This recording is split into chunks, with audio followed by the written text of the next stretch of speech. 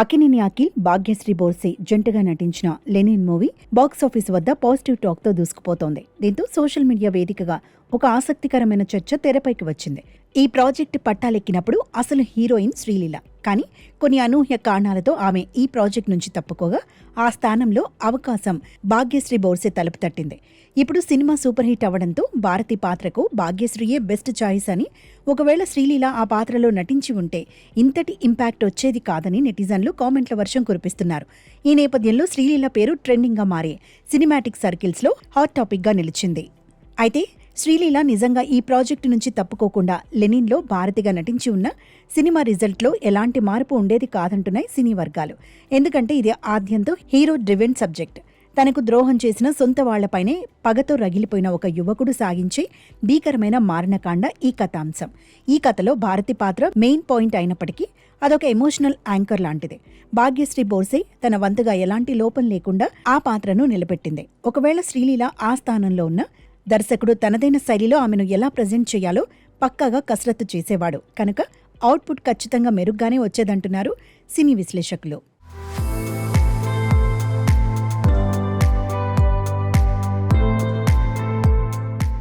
ఇక శ్రీలీలకు ఒక ఆర్టిస్టుగా తనలోని నైపుణ్యాన్ని పూర్తి స్థాయిలో ప్రదర్శించే అవకాశాలు ఇప్పటిదాకా తక్కువే దక్కాయని అంటున్నారు. పెళ్లి సందడి నుంచి మొదలుపెట్టి గుంటూరు కారం వరకు ఎన్నో చిత్రాల్లో నటించినా అవన్నీ హీరోతో ప్రేమలో పడటం, అద్భుతంగా డాన్సులు చేయటం వరకే పరిమితమయ్యాయి. పరాశక్తిలో నటనకు ఆస్కారం ఉన్న పాత్ర లభించినా కథలో కంటెంట్ లోపం వల్ల ఆ సినిమా ఫెయిల్ అయింది. కానీ భగవంత్ కేసరిలో బాలయ్య లాంటి స్టార్ ఎదురుగా ఎమోషనల్ సన్నివేశాల్లో ఆమె ఎంతలా మెప్పించిందో తెరపై చూశాం. కాబట్టి నటిగా ఆమెను తక్కువ అంచనా వేయలేమని అంటున్నాయి సినీ వర్గాలు. లెనిన్లో నటించినా నటించకపోయినా శ్రీలీల కెరియర్ ఊపందుకోవాలంటే ఆమెకు ఇప్పుడు బలమైన కథలు పడాల్సిన అవసరం ఎంతైనా ఉందని చెబుతున్నారు విశ్లేషకులు. మరోవైపు ఆమె బాలీవుడ్ డెబ్యూ సైతం అంతకంతకు ఆలస్యం అవుతూ వస్తోంది.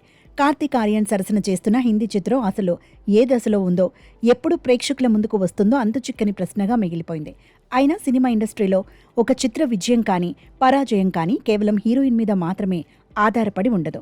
హీరో, దర్శకుడి విజన్ తర్వాతే మిగిలిన ఆర్టిస్టులంతా కౌంట్లోకి వస్తారు. అందుకే ఈ సక్సెస్ నేపథ్యంలో శ్రీలీలను కావాలని టార్గెట్ చేయటం ఏమాత్రం కరెక్ట్ కాదని ఆమె అభిమానులు బలంగా వాదిస్తున్నారు.